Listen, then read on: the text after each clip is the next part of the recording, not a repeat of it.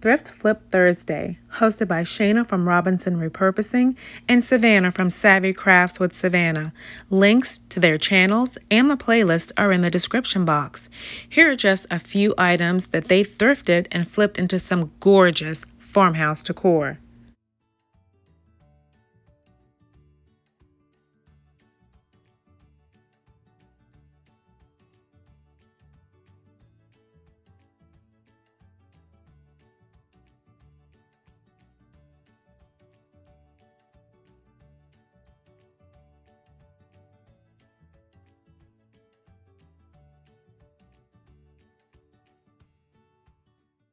I found this beautiful 10 tile at Goodwill for $3.99, but it was only the one tile.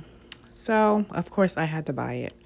Took it home and gave it a good cleaning, and I was trying to figure out what can I do to make this tile even more beautiful.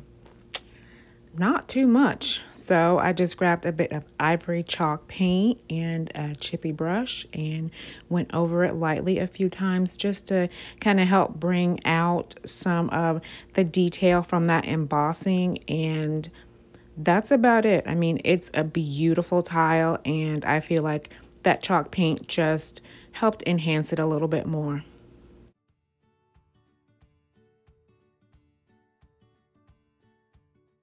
This cute ceramic milk can was a great find at Goodwill.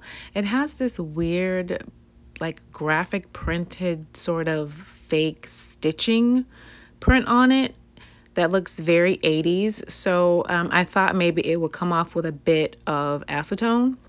Nope, that didn't work. Tried a scraper. Nope, that didn't work. So I decided reluctantly that I would just have to grab some spray paint. So I took some of the Rust-Oleum 2x gloss white, and I try not to go too heavy on it, and I just sprayed it on that one side, and it did have a little bit of a drip, so I just turned it around to the back. I really loved these stencils I found at Dollar Tree, and I just wanted to use that outside like wheat wreath portion, so I applied it to the front with a bit of jet black matte apple barrel paint, and try not to go too heavy.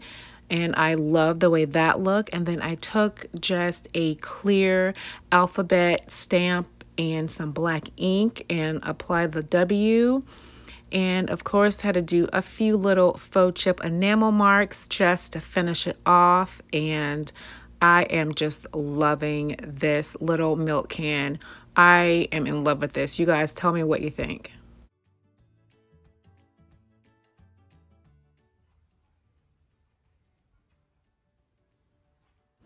My last flip is this box I found at Goodwill.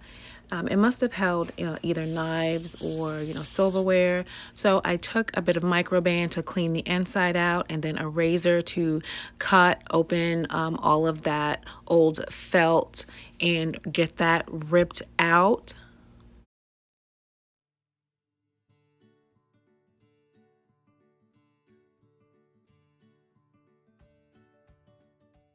Next, I wanted to add a new covering, so I had this roll of white felt from the Dollar Tree.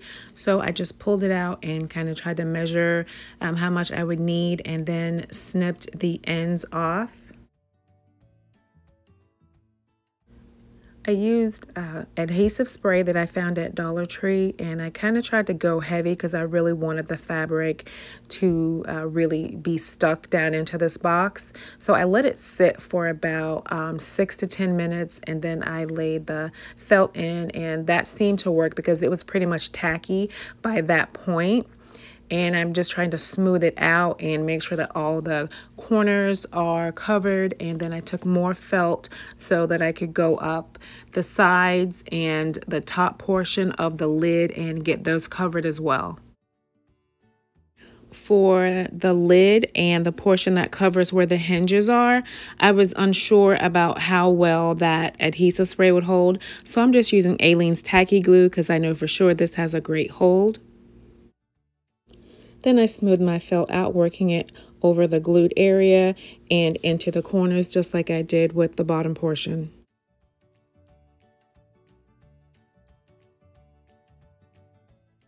And for the outside wood, I just took a piece of Dollar Tree sandpaper just to go over lightly to remove any of the shiny varnish so that my white chalk paint would adhere better. Remove that little knob that was in the front. And then I moved on to adding the ivory chalk paint to cover the entire surface of the outside of the box.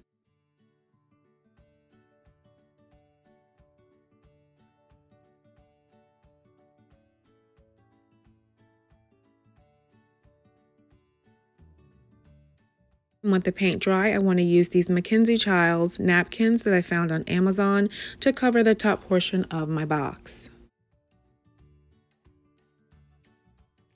So I just opened the napkin up to do a dry fit to see how I want to have it situated on the top portion of the box. Then I separated the layers so it would just be one ply and easier to Mod Podge it down.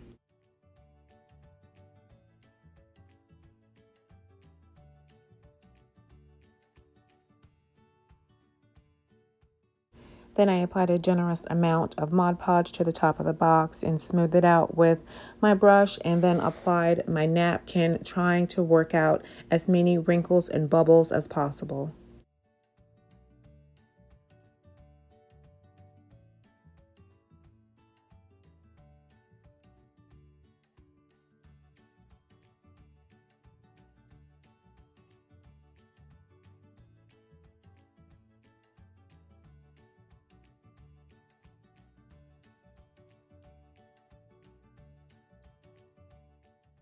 And then I had to add more Mod Podge in a second napkin because this box is so large.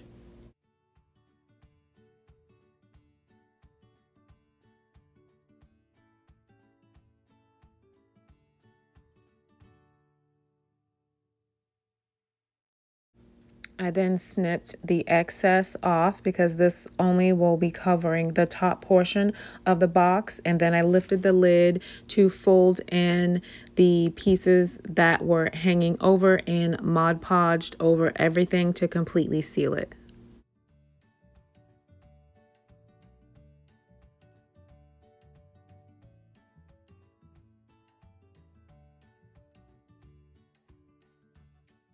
And with the top dry, I wanted to add a bit of antique wax to the bottom to make it look just a little bit more worn.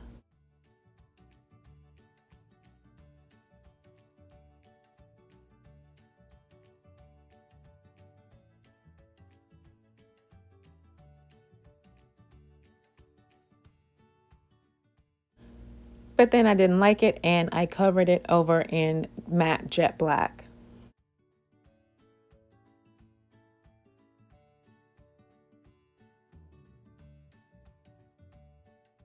My black paint fully dried, I added some die cut butterflies that I found at Dollar Tree. I wanted to add these to look like they were fluttering about on the top of the box. So I was just trying to arrange them.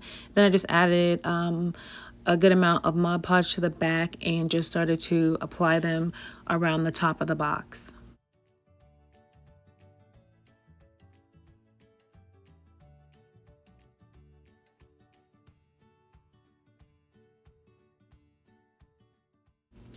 And here's the finished result.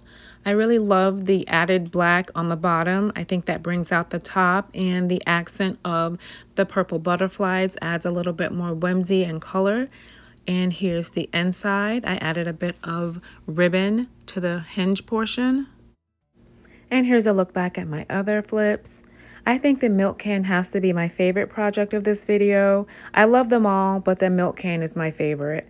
Thanks so much for watching, and please enjoy the playlist.